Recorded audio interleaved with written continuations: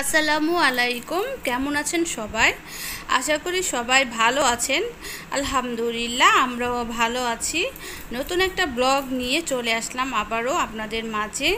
তো দেখতে পাচ্ছেন আমি আজকে কচু শাক রান্না করব। কচু শাকগুলোকে আমি কেটে নিয়েছি আর এই যে চুলা রেডি করে নিয়েছি। এখন আমি কচু শাকগুলো ধুয়ে নিব। ধুয়ে পরিষ্কার করে তারপরে আমি কচু শাক রান্না করব ইলিশ মাছের মাথা, লেজ এবং কানসা এগুলো দিয়ে। তো এই যে এখন আমি কচু শাকগুলো ধুয়ে নিতেছি। তো ভিডিও শুরুতেই মনে করে দিচ্ছি, আজকে যারা আমার ব্লগে নতুন আছেন তারা অবশ্যই আমার চ্যানেলটি সাবস্ক্রাইব করে দেবেন আর পাশে থাকা বেল আইকনটি ক্লিক করে দেবেন। এতে করে আমার ভিডিওর নোটিফিকেশন সবসময় পাবেন। আর ভিডিওটি ভালো লাগলে অবশ্যই একটা লাইক করে দেবেন।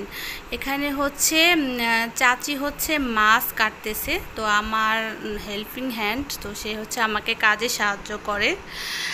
আর এখানে আমি কচু শাকগুলো ধুয়ে আমি রান্না বসিয়ে দিয়েছি। কচু শাকগুলো প্রথমে সিদ্ধ করে নিচ্ছি। তো এটা সিদ্ধ করে পানি ফেলে দিয়ে তারপরে আমি মাছের লেজ কাটা এগুলা দিয়ে কচু শাকটা বাগার দিয়ে নেব, মানে রান্না করে নেব। তো এখন আমি কচু শাকগুলো সিদ্ধ করে নিচ্ছি। আর আমি কিছুটা পরিমাণ মতো লবণ দিয়ে দিলাম। লবণ দিলে কচু শাকগুলো তাড়াতাড়ি সিদ্ধ হয়ে যায়, উনে যায়। তো এখন আমি রান্না করে নিচ্ছি। তো এই যে দেখতে পাচ্ছেন এতগুলো কচু শাক সিদ্ধ করার পরে এতটুকু হয়ে গেছে। তো মনে হচ্ছিল যে কত কচু শাক, মনে হয় খেয়ে পুরানো যাবে না।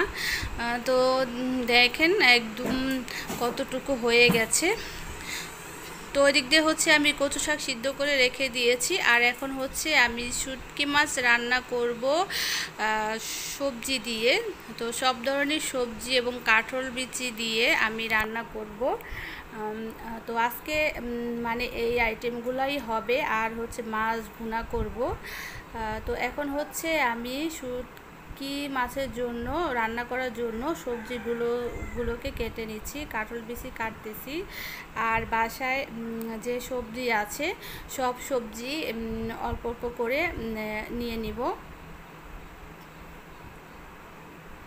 তো এই যে দেখতে পাচ্ছেন আমি সবজিগুলো আস্তে আস্তে কেটে নিচ্ছি।